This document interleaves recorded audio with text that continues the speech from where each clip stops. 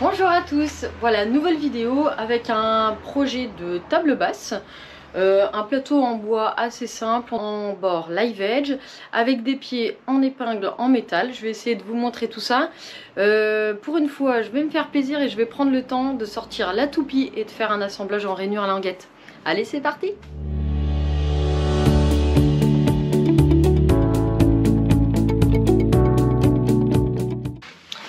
Voilà, le débit du bois est déjà réalisé. J'ai laissé les bords en live edge, je les retravaillerai plus tard. D'un côté, j'ai du Douglas, c'est pour un autre projet, pour un petit portillon extérieur. Je vous le filmerai pas forcément, mais le Douglas, voilà, c'est assez sympa, ce résineux un peu rosé. Et par contre, ça me fait un peu drôle de travailler du résineux à côté du chêne ou du merisier.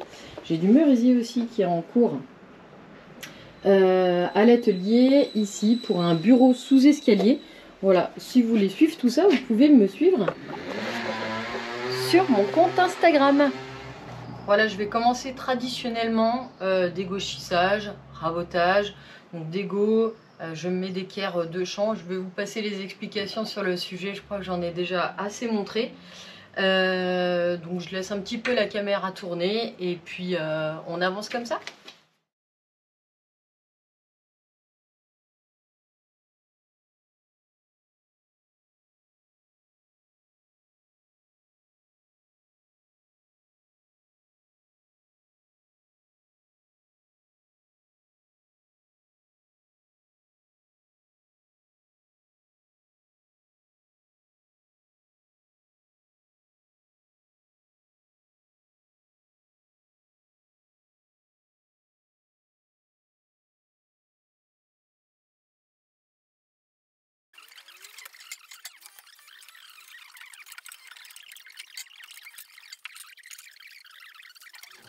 Voilà, ça a été dégauchi, un champ d'équerre.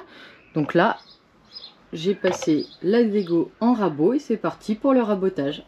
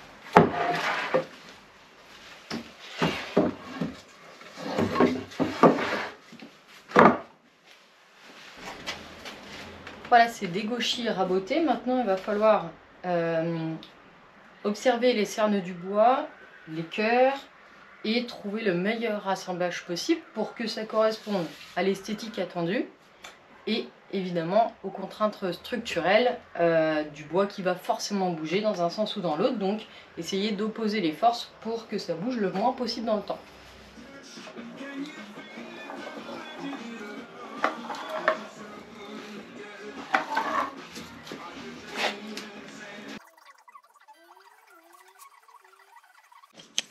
Voilà, pour pas me tromper, rainure, languette, rainure, languette, rainure, languette.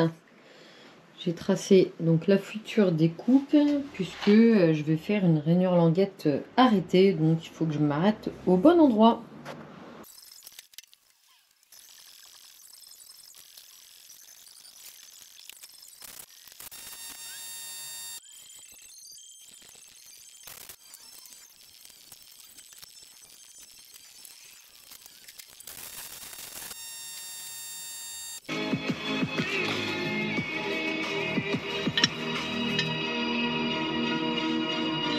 Vous êtes sur Champagne FM, la radio. Alors pour régler ma fraise, donc j'utilise une fraise extensible qui fait 150 par 5 mm à l'ésage de 30. Ici là j'ai réglé donc mon point le plus bas, c'est-à-dire là où va venir mon parement. L'épaisseur fait 51 mm et je veux une rainure de 12 mm de hauteur. Donc pour la centrer, je vais, sinon ça fait 19,5, 12, 19,5. Pour me faciliter la vie et pour que ça aille avec mes bagues, je vais faire un schéma très rapide. Donc 20, rainure de 12 et 19 en haut. Donc je remonte ma fraise ici de 20. J'ai une bague de 5 et une bague de 15.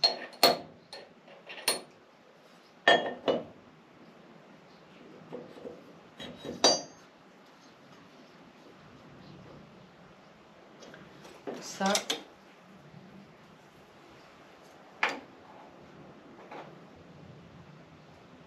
Oui, c'est bien ça, je suis à 20, donc ça c'est bon.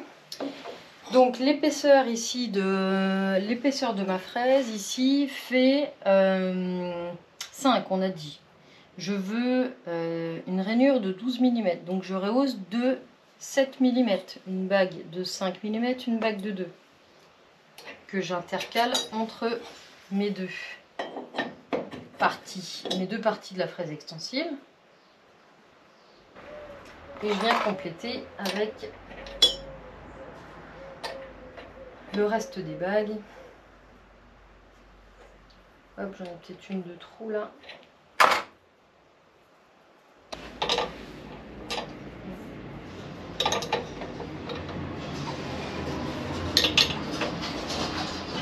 Maintenant, je vais placer le capot et je vais m'occuper de régler la profondeur.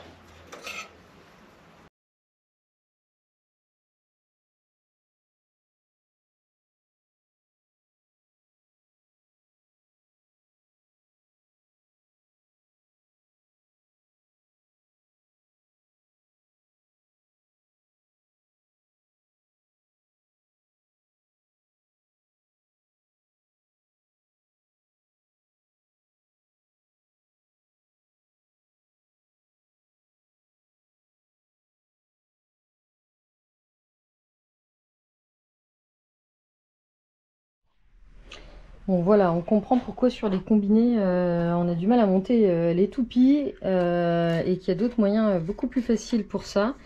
Donc la profondeur, là je souhaite une profondeur de rainure de 12 mm. Normalement je ne toucherai plus à la profondeur. Je vais passer une pièce d'essai. Donc j'ai évidemment pas d'entraîneur sur ce type de machine, mais j'ai des capots de protection, un espèce de presseur et un capot de protection.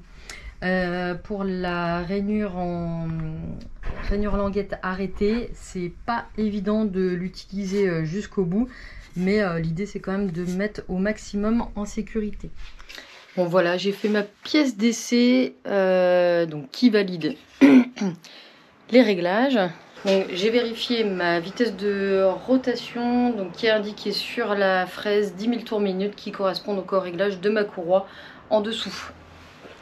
Voilà, et surtout on ne confond pas, on fait bien la rainure là où on a indiqué qu'il devait y avoir une rainure.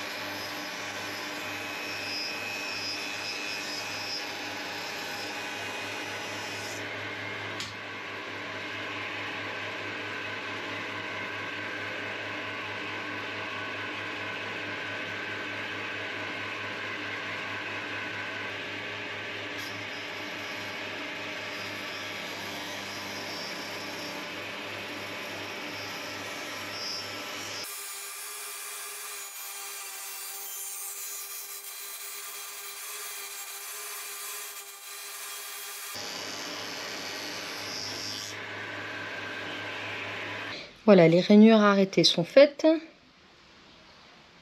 Ok. Donc, j'ai réglé ma fraise. Ici, donc, au plus bas. Et hop, elle est bloquée. Voilà. Et donc, je vais faire des passes de 10 mm. Et je monterai progressivement jusqu'au bas de ma rainure. Et puis ensuite, je décalerai et je ferai tout le haut de ma rainure. Donc là, j'ai fait mes rainures de 10 mm. Pour gagner du temps, j'ai fait par retournement pour avoir déjà 10 mm de fait sans avoir à toucher au réglage de l'autre côté. Et maintenant, je vais procéder en montant. Donc je veux arriver à 20. Ce que je vais faire, c'est que je vais laisser mon épaisseur de fraise de 10 et je vais relever le tout de 10. Donc je vais prendre 2 bacs de 5, je crois, et je vais rajouter 1 mm pour que ma languette soit un tout petit peu plus courte d'1 mm et s'intègre bien dans ma rainure.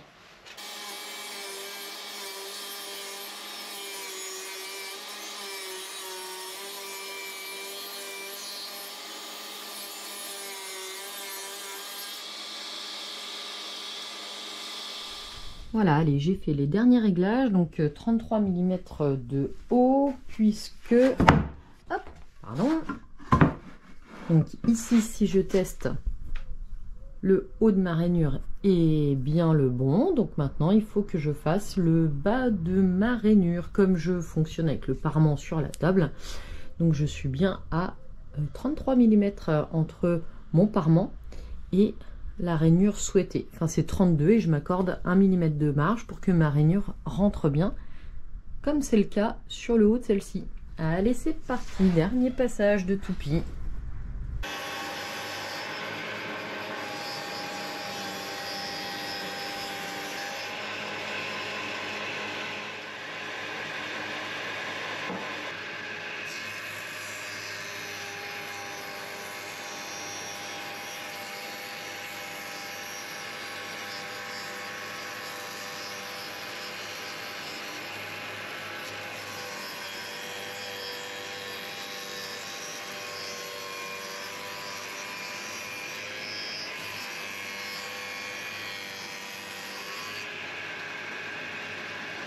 Voilà, j'ai repéré les endroits jusqu'où je devais faire sauter la languette.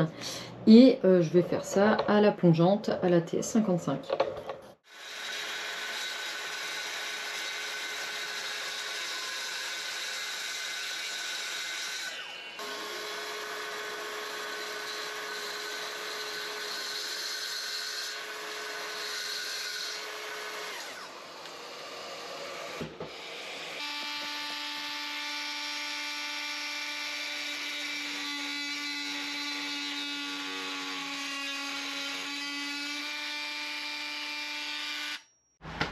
Alors certains vont me dire, bah, quitte à sortir la plongeante, j'aurais pu faire toute ma languette et même la rainure à la plongeante.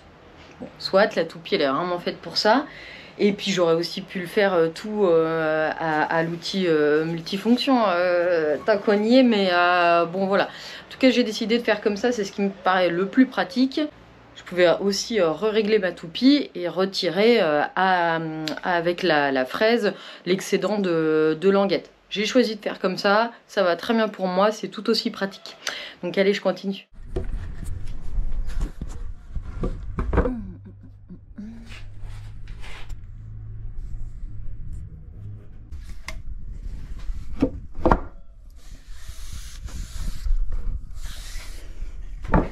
Rainure et languette un petit peu modifiées. J'avais un demi-millimètre en trop sur ma languette, je l'ai reprise au rabot, pas de souci. Donc je commence le collage.